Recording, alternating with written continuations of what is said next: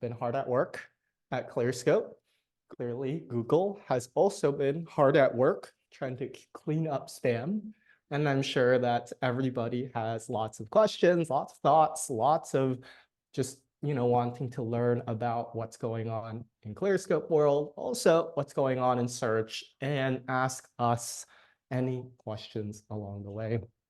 So with that in mind, I'm just going to preface this to say that this is meant to be an open discussion. We want to go where the audience wants to go. It's going to be broken out into two distinct parts. Number one is going to be Clearscope product focused. So what we've been working on, what we're going to be releasing soon, and then roadmap ideas and getting your thoughts, feedback, and insights into what you want to see. And that's number one. Number two is going to be our hot takes on the March core, March spam updates. This one is, on a temperature scale, very hot, very high variance, lots of, really interesting things happening with manual actions, de-indexations, and Google taking a really proactive stance at quashing a lot of spam in the SEO ecosystem. So we have some opinions on, what that might mean for your SEO content strategies moving forward. Cool. Well, with that in mind, let's go and dive into some of the significant product updates. First, a recap.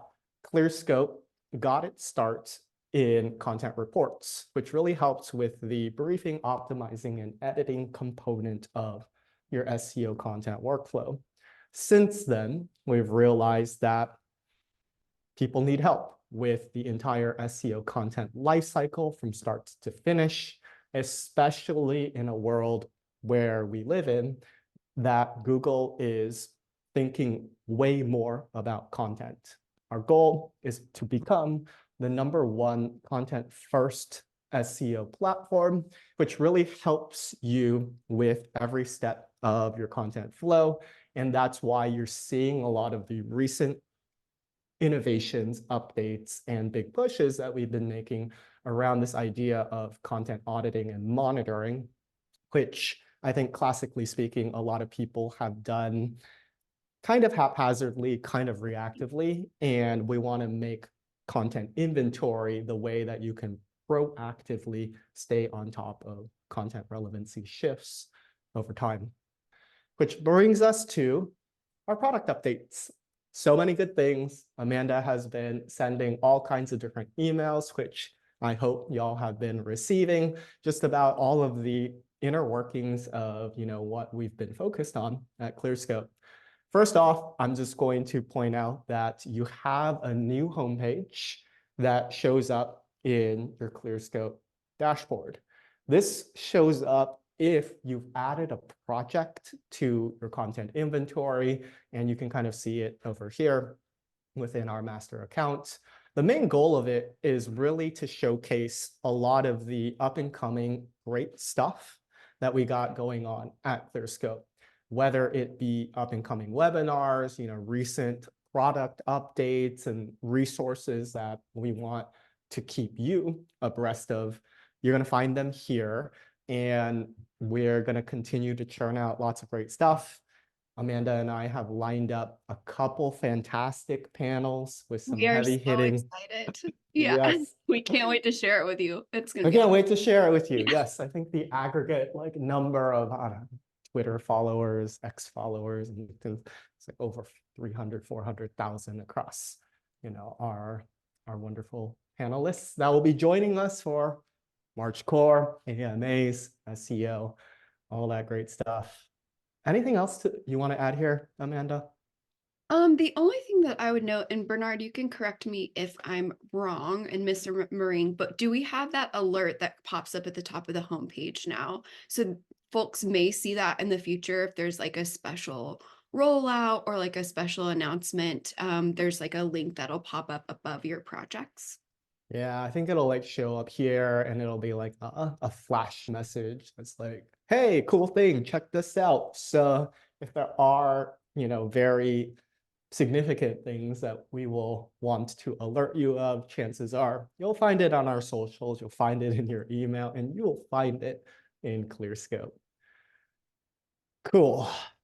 Next up, I do want to talk about the automatic Google algorithm annotations that Clearscope is going to be providing you within your content inventories. This is a sign, again, that Google is changing the way that their algorithm works very frequently. And you can see these little G icons show up when different kinds of algorithm updates roll out. So the idea here is, again, these algorithm updates lately have been quite spicy, and we want you to be able to correlate your algorithm updates with what is going on in terms of your traffic, your content groups or tags within Clearscope. So, we can filter by, things like our blog and see how our overall traffic has been impacted, whether positively, negatively, or not at all, with the recent algorithm updates happening.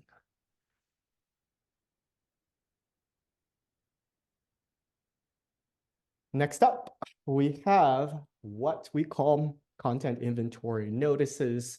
If you have been using content inventory extensively, chances are you've seen a lot of these already populating inside of your inventory, but it's our way to give you content first SEO recommendations, right? Clearly, lots of things within search matter, including links and technical SEO, but increasingly, and with the advent of AI, it's becoming pretty clear that Google and users really care about quality content. And the idea behind content inventory is to showcase and surface a lot of different content first recommendations that might be happening as searcher intent, topics change over time. So you get a whole set of inventory notices. We are always adding more and thinking about, what other ones make a ton of sense. But the core ones that we've released, I think that we would want to point out would be orphaned pages. Orphaned pages refer to the idea that internal linking within inventory pages is a very important thing. And a lot of people, might track a blog or track a category page. And oftentimes the only link that's pointing to that particular page is going to be on the directory or pagination of the blog, resource center, so on and so forth. Inventory links will show you how many external is not the right way of saying it, but outbound links to other inventory pages. Each page is performing. And also on the flip side, how many inbound links that the page is receiving or not. Orphan pages then give you the ability to surface up which pages within your content inventory are not receiving internal links from other inventory pages. And overall, right, the more internal links that you can point to each one of your pages, generally speaking, the better the page is likely to perform. I think there's a lot of, theory around, why this is important, but I think the best way to sum it up is if you're not willing to link to your own page, why should Google? I'll pause here. Any questions, thoughts, comments from the audience about what we're exploring? We do have a question in the Q&A, and it's from CY. And they ask, in content health, what does it mean if it's blank for the last few months? Great question. What does it mean if it's blank for the last few months? Chances are, I'm imagining what you've done is you've gone ahead, you've connected your Google Search Console, you've added the pages using the Clearscope Google Search Console assisted importer, and you didn't attach any monitored queries. So I think I attached some queries here. So chances are your content health chart or graph looks closer to this minus the 2 bars that you see on the right hand side. And that is because you have your pages, but you still have the step that we need you to perform before we can start grading your content relevancy over time. And that's where you go to add a query. Clicking on add a query, we will generate you some suggestions. As you can see here, these are pulled from your best performing Google Search Console queries by clicks. So we'll show you, okay, this page is likely to perform for this particular query. And then you can kind of go ahead, add the query to be monitored within the add query section. And that's what will get you the initial grading or content health bars in your inventory.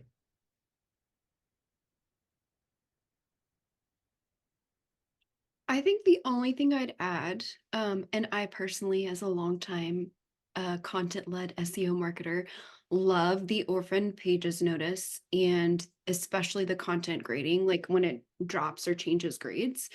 I think the only thing I'd add here, Bernard, is that in order to get that orphaned page notice, they do all have to be in your content inventory.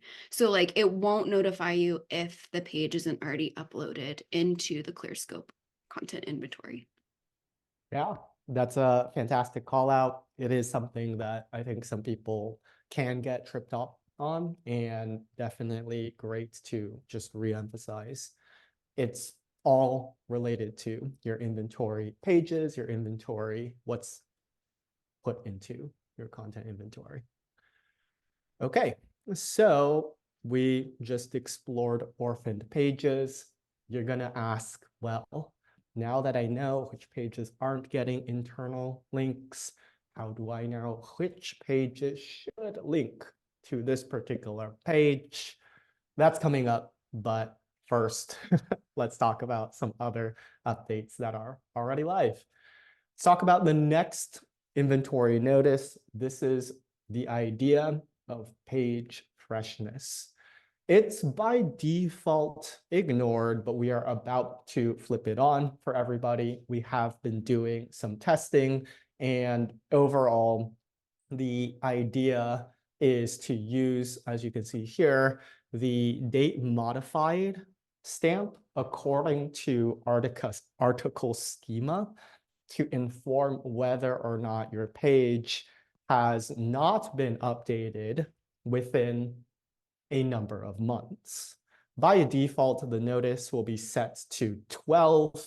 You can adjust this as you see fit within your selector on the right, your edit button. So your default's going to be set to 12, and that's going to say, okay, if this page has not been last modified, again, according to article schema that is maybe published on your blog, your resources, that kind of thing, then we will flag these pages for you as a way to indicate that you might want to go back, update these additional pages. Amanda, anything here that you would want to add? Yes. And what I would love to add is that this is just such an awesome feature for those of us who have clients or work in-house for companies where search is very seasonal. So very, very seasonally related, or we're doing like, those 2023 guides and we need to refresh them to be the 2024 guide, which we also need to do, Bernard, in our own content inventory. But yeah, it's one of those things that can be really helpful to keep you on track without having to do a lot of manual extra reminders. I was kind of in the past adding reminders to Asana, like dates out, like 6 months out, 12 months out. And if you have that schema as part of your page, this will do that for you. So you don't have to add additional tasks in your project management tool or like updates and reminders to yourself to check back in, because Clearscope will do it for you, which is great. Because Clearscope will do it for Yeah. you. That's the theme here. Clearscope, we got lots of things that we want done for you, and most of them are your common, wrangling of spreadsheets, exports, whatever. Like, we're here, make it simple, approachable, and digestible. All right, next up, Microsoft Word. It's here. You can use Clearscope inside Microsoft Word. It is done as an add-in. So if I go here to this link, I will do this. Maybe I won't. I'll do this and come here. Then, yeah, you have Clearscope that you can bring into your Microsoft Word. This works both within the downloaded Word editor on your desktop, and also on Live, I believe is what it's called. So after you install it, you'll notice here you get a Clearscope in the nav bar. You can simply click on the Clearscope icon. It will be the same workflow if you're familiar with our Google Docs WordPress integrations. So we would want to feed the Microsoft Word document a shared Clearscope URL like this, and you can see the same magic inside of Google Docs. Microsoft Word, like, not so used to saying that. Artificial intelligence, right? You're going to see the green check mark show up like this. You can see the contextual usage, clicking on a term, clicking on the examples, same good stuff that you want. Oh, this eye is actually covering. All right, maybe we need to get some product. Oh, there we go. Okay. Interesting. Well, we'll look at that, but you get pretty much all the same functionality inside of your Microsoft Word. Any questions, thoughts, comments from the audience about Microsoft Word, notices, page freshness?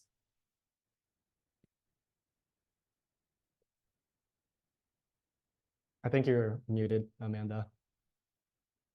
Sorry about that. Malin jumped in and said, "Sweet!" Exclamation point. Great. Yeah, Yes. love to hear it. Yes. Love to hear it. Cool. All right. Then next up, yes. This one is an interesting one, given all of the hype, spam. I don't know, right? It's conflicted.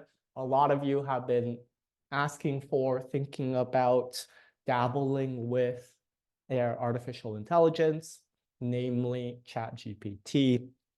And we've sat back, we've listened, we've taken a measured approach to everything that's going on, just given how quickly the industry and the space has been moving. We didn't want to jump too quickly, too deep, and for good reason, because as you can see with the March core, it's yeah, it's a interesting time within SEO. So we do have article outlines that you can generate within Clearscope. This is limited to the business plan. If you are on your business plan, you'll see here in the insert, you have the ability to create an outline. You can see here, generating the outline. What Clearscope is doing is that we have created a prompt using the insights that Clearscope has mined from the search engine results page. You know these as your terms, your questions, your headings, your citations, all of those different things. And we've created a unique prompt inside to then feed to GPT currently, although we're exploring if it makes sense to leverage Gemini instead, given that's on the Google ecosystem.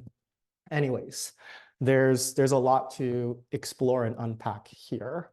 So the idea is that lots of people are going and doing this, right? Going to ChatGPT, other large language models, and they're saying something along the lines of, create an article on, I think I have pros and cons of using AI. Now, a lot of the problem with this is manifold, but I think it can be summed up with the idea that commodity prompts means commodity outputs. And with Google on, the hot tail of trying to penalize scaled content that's thin and doesn't, provide much additional effort, you could imagine that this, if everyone's doing this, then what are you really getting? The idea then behind Clearscope's approach to AI-generated outlines is twofold. Number one, it's to use the Clearscope insights that we are getting from Google search results and the advanced machine learning natural language processing technologies done on top-ranking Google search results to understand what a topic is about so that we can craft a very strong prompt that isn't commoditized. Using that prompt, you can then get insights into a first draft that is, well, unblocking writer's block. Our stance is that subject matter expertise and thoughtful writing is going to be even more important in a world of artificial intelligence and commodity content. So this is designed to get you a quick way to generate a article outline, which then you can use to then start your writing process. That's the idea here behind the article outline generator. I'm going to pause here. Questions, thoughts, feedback from the audience. You are muted, Amanda. I just keep doing that. Sorry, everybody. We do have a couple questions and comments. So someone asks, did the on-site Clearscope editor get buried? They had a hard time finding it this week. And I think what's meant there is the reports, which Create the has report. actually recently moved a little bit. So that's one question. And then we have some comments. Jennifer says, this looks amazing. When will it be available? Yeah, okay. So first question, the reports did get moved. You probably, if you've been around Clearscope for a while, you're used to clicking on Clearscope and just seeing our nice creator report. Again, we are recognizing that SEO content workflows are more than just briefing, editing, and optimizing, expanding to the entire workflow, which means that the way to get to creating a report is all reports, create report, and then you have the ability to then run reports on different search queries over here. And, like how to start a keto diet. Yay. Okay, so that's how you would then end up creating a report. That is a change that was made also, during this UI. You can audit content if needed, and that's kind of made more clear within the create report. That has changed.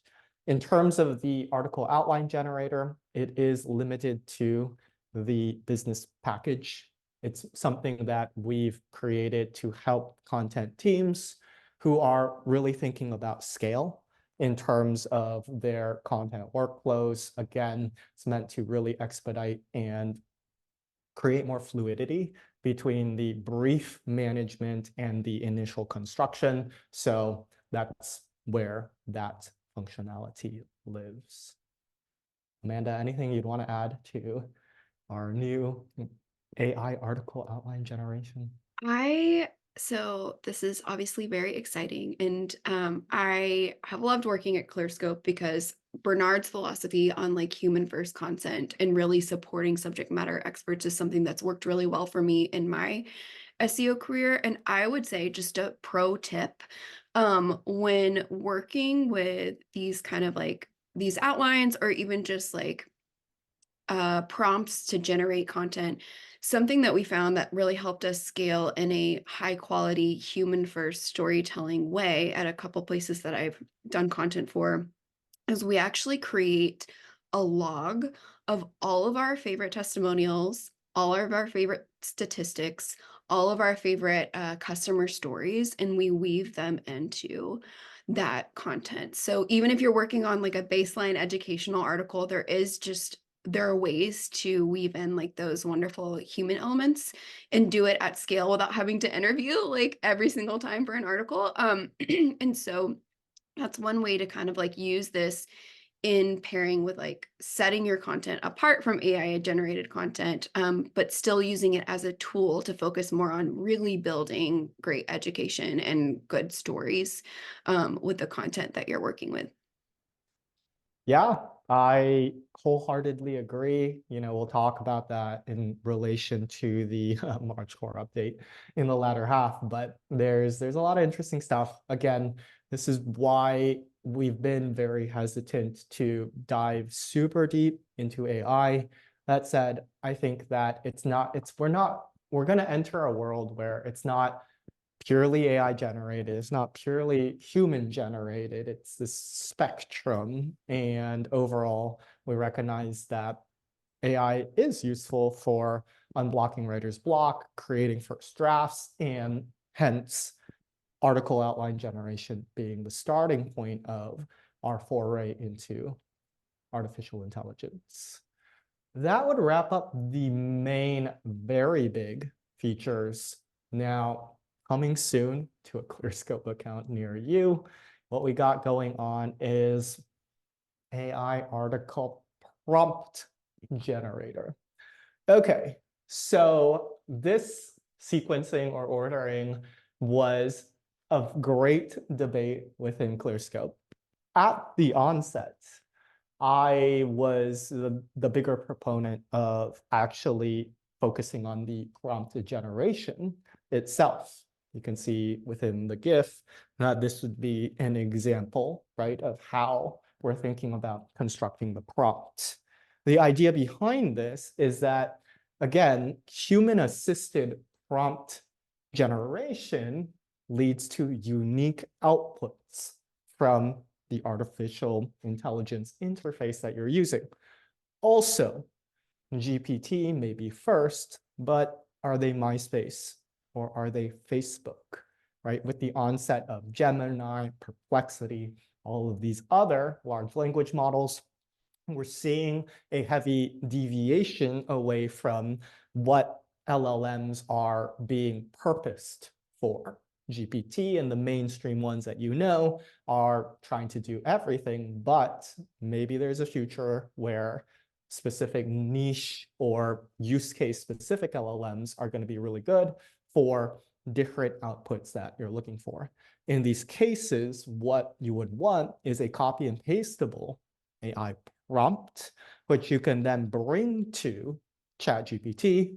For enterprises, they oftentimes are not allowed to use the normal GPT for security privacy reasons, in which case you could bring your prompt to the IT sanctioned wrapped version of GPT that you are able to use. And you can then copy and paste in that prompt there. Also, during this step, the idea is that you can add to or remove from the prompt, right? Perhaps you want, the large language model to pretend like they are witty or sarcastic or a professional copywriter, right? Depending on your brand and the type of content you're producing, you're going to want different variations of what you want to prompt the AI for. So this was all at the heart of a large discussion we decided to implement the article outline generator first and then rethink or take a look at the prompt, because I think there's just so many different factors that could go in. So that is on its way and being thought through. I'll pause here. Questions, thoughts from Amanda or the audience?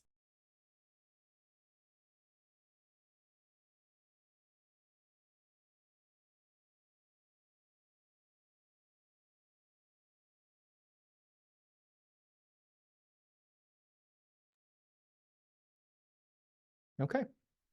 Then next up, we also got internal linking suggestions. Yes, you heard it. You asked for it. It's almost here. So within your pages, you will be able to find internal link suggestions, which will pop up over here.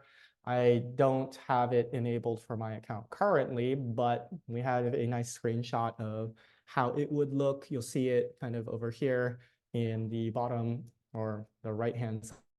You'll have your internal linking opportunities where we will figure out, what the source page should be and what the anchor text will look like. And we will then make recommendations in terms of which pages should be linking into the pages that you want to bolster.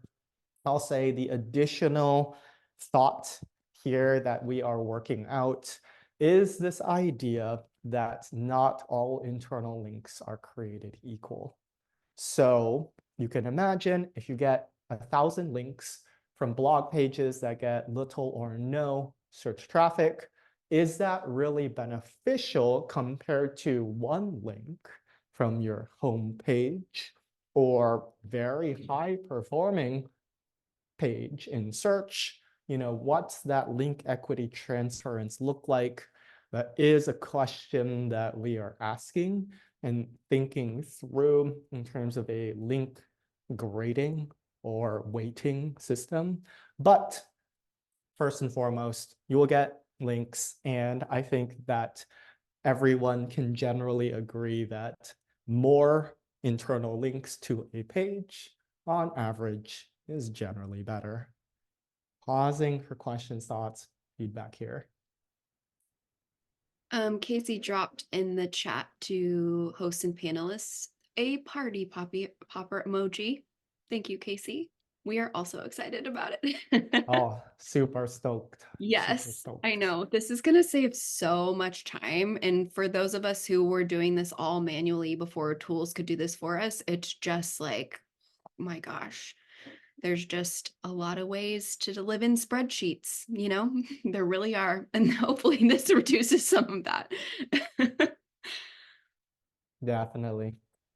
Cool. Last thing coming soon to a Clearscope account near you is, we call it inventory analytics. Some people call it content groups, keyword groups, content segments, called a lot of different things. It's the idea that you want to know how specific keyword clusters, content segments, content groups are performing across your content inventory. So the overall way that content inventory is laid out doesn't make it readily apparent that you can see correlations between Google search algorithm updates, project level annotations that you might be adding, and content health relevancy shifts within your content inventory. It doesn't also make it super convenient to create content groups, content segments. We call them currently tags. And that's to say that being able to create these different content groups, like give me everything on my blog, give me all of the content we've written about keyword research. The idea is that being able to create dynamic filters and content lists or searches will allow you to keep tabs on the overall performance and relevancy of your content across different groupings that you're going to care about. I myself am extraordinarily excited to see this one come out because the topical authority points are becoming, much more dominant within how Google search appears to work, and being able to quickly jump through and assess different buckets of content groups is going to be fantastic and save a bajillion hours. Amanda, I know you probably have a lot to say about this. I So have so much to say about this. Okay. Please, nobody get mad at me, but I did not know, and Bernard knows this, and our team knows this. I did not know that you could use tags like this in Clearscope. And when I found out that you could after starting at Clearscope, I was just so mad at my former self where I used to work because I was doing this all manually through GA4. And as most of us know, that's not very intuitive and it takes forever. So I had a stakeholder that wanted to see how our content was performing by buckets of like services, for example. So like we were writing about different services that we provided, education, and they wanted to see like, well, how are we performing with service A? How are we performing with service B? And this is something that we could have easily pulled up all of that information like with the click of a button rather than all the manual reporting work that I was doing. So this is like beautiful and wonderful. And I'm so excited about it. And what I see it as like a really great use case scenario. So say, for example, like you sell insulation and heat pumps, but like your bread and butter is like insulation. That's where you like make your profits or whatever. But your like marketing leaders want you to only write about heat pumps because they're the hot new like energy efficiency thing. And so you can actually make a resourcing case with this tool of like, hey, like we are not selling as much insulation as we could be because you want me to put all my content efforts and heat pumps, but that's what we sell the most. So lots of words to just say, like there are a variety of ways that this kind of transition to using tags or like the content inventory analytics this way, it's going to save everyone so much time. I'm literally so pumped. so much time, lots of Q&A, I think, popped up. So Yes, we have a couple of questions here. So, CY asks, are the content segments across each individual properties that we have added to Clearscope? the content segments in the future will be, let's just show you here, will be across different groupings that you want to create both statically and dynamically inside of your inventory. A lot of people don't know this, but you can do here, if I do like, okay, keyword, then I can actually see, all of the different content that's grouped by keyword. This looks at the title tag, the URL, and this is actually then the content specific view of the health, the impressions, and the clicks associated with keyword. Now I like pause because I actually haven't taken a look at this, but you can see it's very interesting, right? Reviews update, rollout happened. We saw kind of a decrease of impressions, but overall it looks like, we're being rewarded with our topical authority. And anyways, right, there's just a lot of different stuff and insights that you can pull. And, people are, well, not really thinking about how they could use Clearscope like this. And we say, okay, we could definitely make this better. And here we are. And I think David kind of we have two more questions, one from Ben and one from David, but David asks, and this is kind of related, any suggestion for managing tags when you own or manage multiple brands or domains? So like when you've got those multiple projects. Yeah. Um, Yeah. So, if you're an agency, chances are you work with a lot of different clients.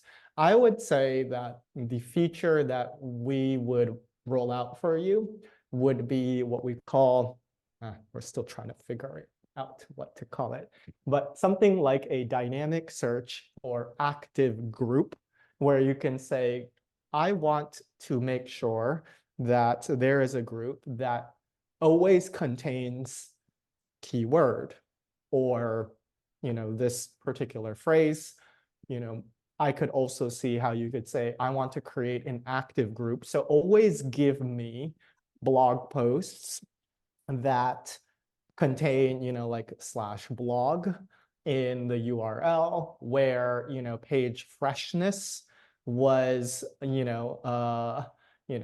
less than 6 months updated or something like that. And again, you can imagine the whole active groupings can then spread out across all of your projects and make it really easy for you to segment, categorize the content that you want to check out across everything.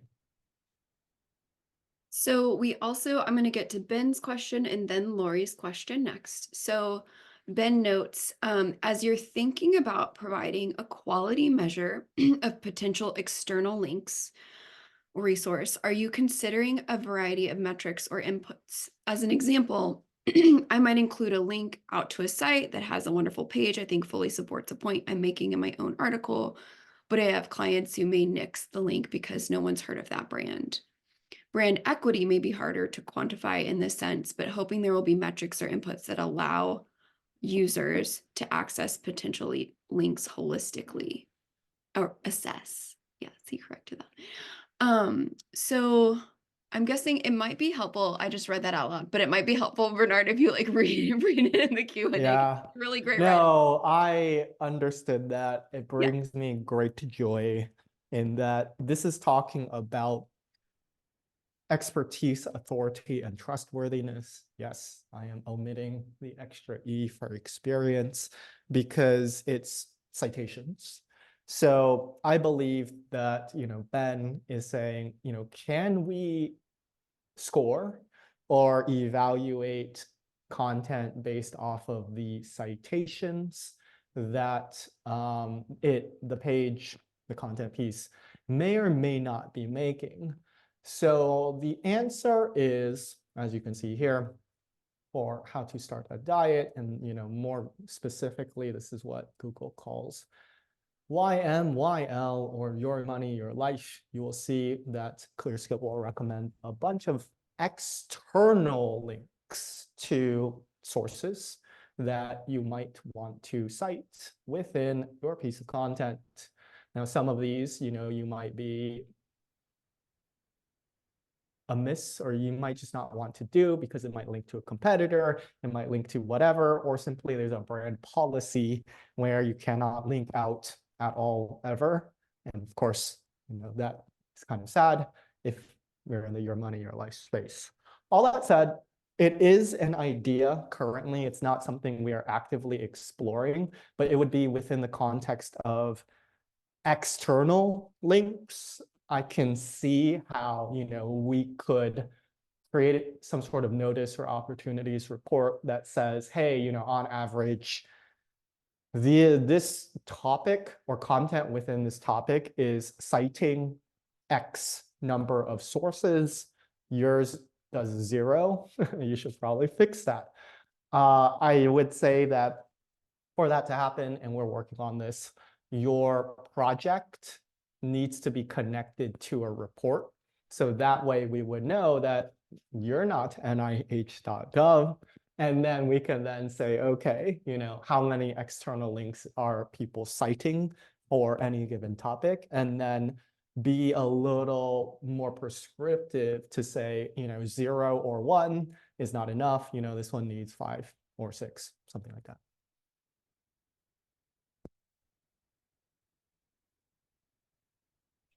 Ben said, great point on when best potential link out is to a competitor. And then he says, thanks.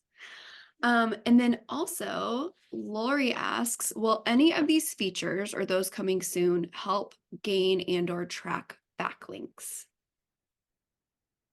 I'll just say the short answer is no. Again, we are mainly focused on the content first recommendations here at Clearscope, and links are important. Don't get me wrong, very important to search. I just don't see that Google has any sanctioned representation of what they seem to care or not care about. So we at Clearscope are Google aligned in that we simply report on everything Google specific. That includes Google Search Console, Google Ads, Google search engine results pages, Google Cloud natural language processing, and Google autocomplete suggestions. If Google at some point were to release something that surrounded links, which seems unlikely, then I think we could look at offering something link specific. But because, right, Google doesn't do that, we try to stay away from anything that isn't Google aligned. And then someone asks, and this question is really an awesome practical question. I know you can delete keywords from the suggested content report, but can you undelete them without rerunning the content report entirely? And can All you right. manually add additional keywords to a content report if you wanted to add like your own phrasing in? Yes, you can. So you can see here, I can go and I can delete ketones. It is gone. You can see here, I can add custom terms. A lot of people don't know that you can do this. And this, we can add back ketones like this. And you can see here, we can get some additional suggestions that Clearscope is making that are important terms for this particular topic. And now, okay. Yes, ketones back, and then the custom terms are added here. So if you wanted to shoot for what we call the A+++ in Clearscope, then I would actually recommend that you take all of the suggested terms and add them to your Clearscope report. You will see they show up down here, and you will see that they are indeed still useful and relevant terms. We just simply did not include them within the main term cutoff because we didn't want to inundate the writer, content creator on 100 to 200 terms, but it is even more important terms. Talk about this in a second in relation to what we call information gain and what I think Google is really looking for in upcoming content in the section on March updates. Cool. Okay. This has surprisingly been quite fruitful, quite Oh, long. a I haven't very even gotten into the conversation. spiciness. Sorry, I'm talking over you. But yeah, so No, many no. questions. I love it. Yeah. So we have upcoming product ideas. They are the main ones that we're doing a lot of active thinking on is keyword clustering. That's taking what you know in keyword discovery and grouping them together by semantic relation and then giving you the opportunity size. You can imagine that will be helpful if you're creating some content on, what is SEO, and definition of SEO also shows up in the keyword idea generation. Those should be bucketed together as the same intent and then looked at in relation to the aggregate of the monthly search volume surrounding that cluster. Content gap analysis, one of my favorites, is then being able to overlay your content inventory performance on keyword clusters. So imagine, right, that you do want to rank for search engine optimization. We have the Google Search Console data that we can then stack on top of the keyword clustering to say, well, your impression share for, this particular cluster is only 500 clicks, whereas the overall opportunity size or aggregate monthly search volume is 10,000, right? You're only at like 5% of the aggregate there. I think that's really interesting. Content inventory to BigQuery connector. This would pipe in Clearscope metrics into BigQuery, where you could then, do some additional business intelligence on it, potentially pull it out and bring it into your Airtable or whichever business intelligence tool that you might be using. And more opportunity reports, more notices, right? Keyword cannibalization, impression spikes, page load speeds, just ideas that, you know, we're thinking through. There is another question. So any plan on being able to add competitors' content to an account to compare their content in regards to a client's? And this is coming from an agency perspective. Okay. Not exactly, although I'll point out the term map. We will give you how, you know, your content stacks up against the top ranking search results in terms of the overall usage of terms. As you can see here, this is your working draft. This is what's ranking within the top 30 pages on desktop and on mobile. So you can see that.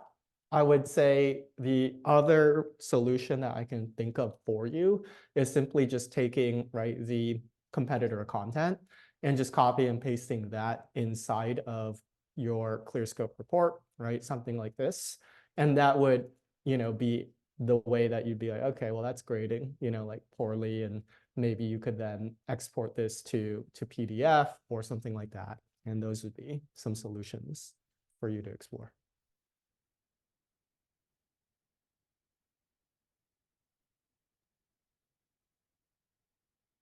Okay, well, I mean, we only have 5 more minutes. I figure I will just do the quick rapid fire on March core and spam with a couple of our hot takes on what Google says and what Google means. Again, it is really too early to tell. It's only been, I think, what, like 9 days? It's like March 5th, I think, is when it dropped. So yes, the large like headline is reducing low quality unoriginal results. So what is Google saying and what is Google potentially implying? I think this one was very interesting. Kevin Indig really called it out, but he says that, right, and they say that we've reduced unoriginal content in search results by 40%. That implies that they know what 100% of unoriginal content looks like. And that begs the question, what does Google actually mean when they say unoriginal? So there's a couple of different, I think, ways to interpret this. Google is also saying, you know, scaled content abuse using, you know, policies to generate low quality, and the keyword that keeps showing up is unoriginal, unoriginal, right? So 2 things about unoriginal, I think, that Google can mean. Number 1 is that plagiarized and duplicate content is bad. You know, if it's plagiarized and duplicate, yes, it is unoriginal. And we've known that Google could do that for a very long time with all of the Panda updates they've already rolled out.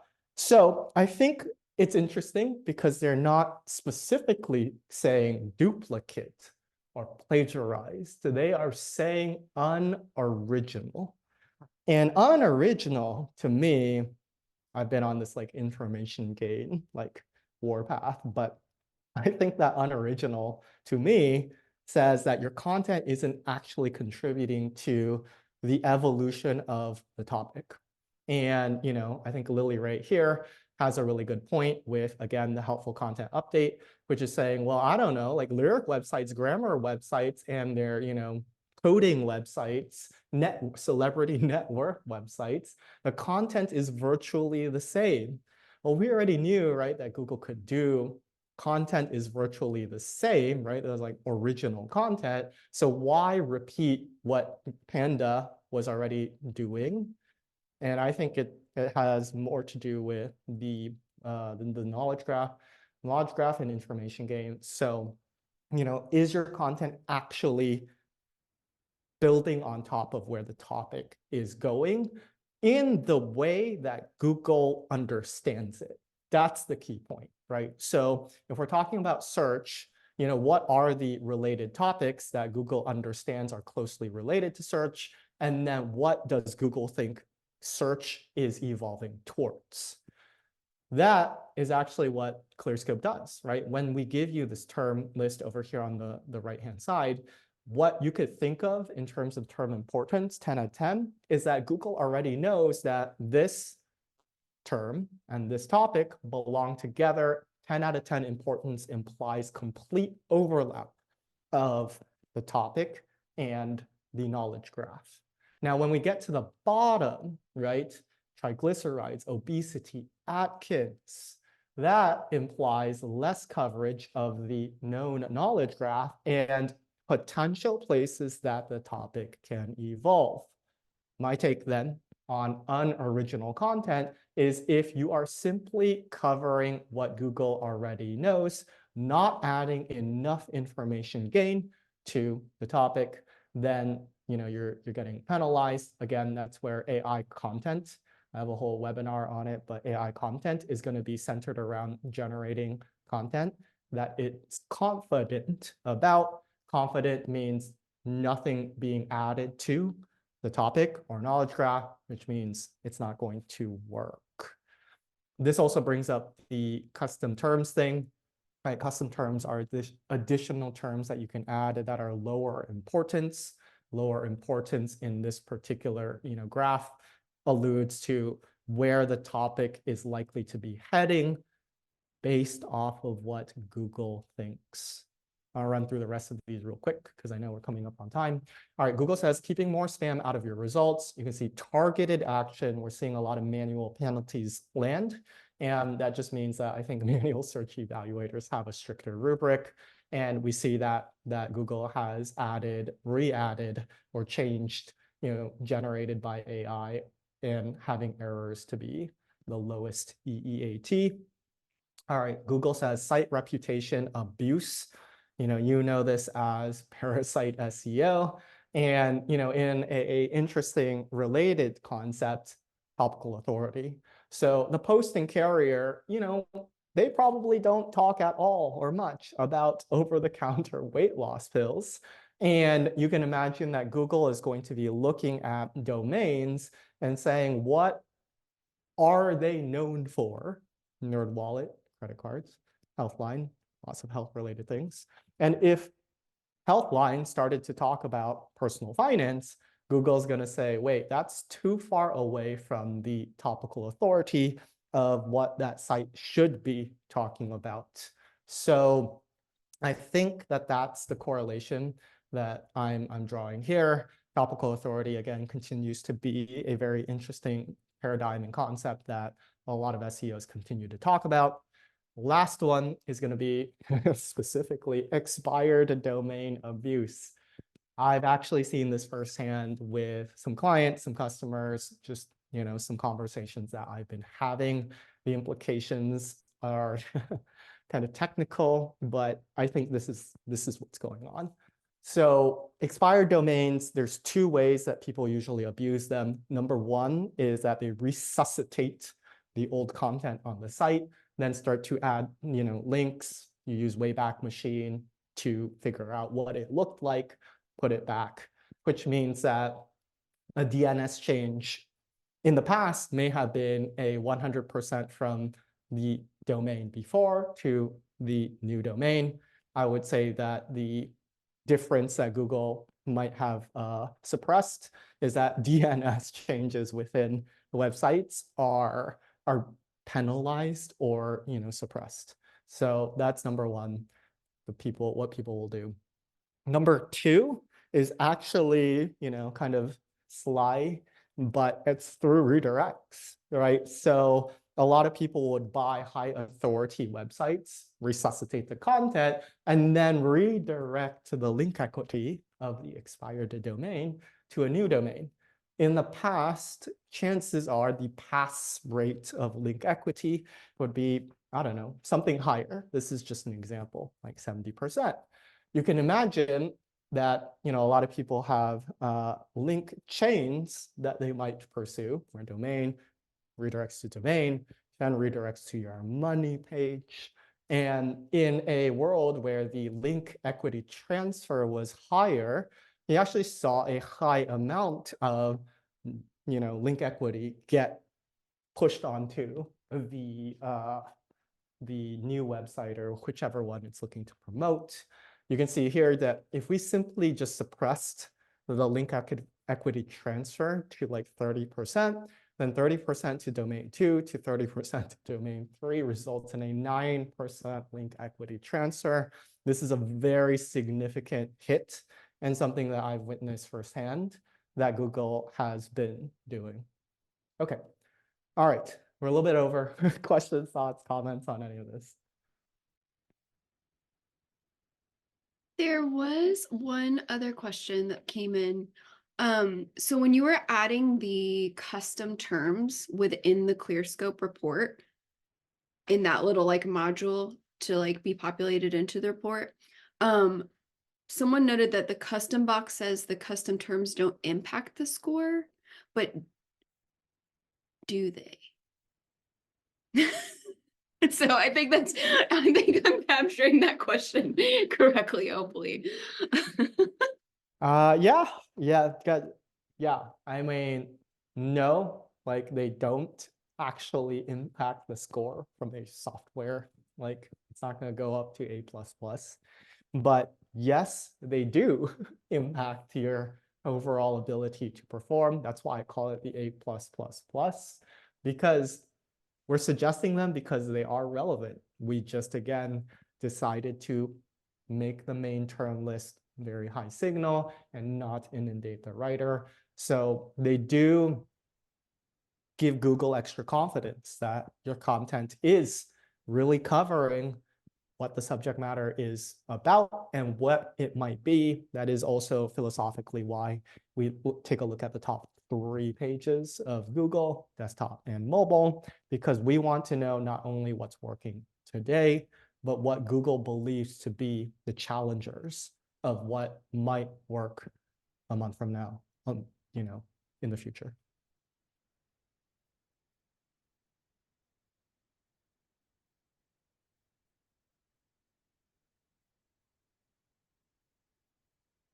Okie dokes. Well, I think that that's a wrap. Thanks all for tuning in. Thanks all for Amanda for being a great moderator, and look forward to a lot more product releases, some stunning SEO influencer panels that we shall be hosting surrounding the recent updates and getting their thoughts. And always let us know if you have product suggestions, topics, points of confusion within search. We're here to help guide you, help educate you, and definitely here to support you, especially in the time where search is going through an identity crisis of sorts. Yeah. We recognize that there's Yeah. definitely a lot of confusion out there. For sure. This year is going to be an interesting and fun year. All right, take care, y'all.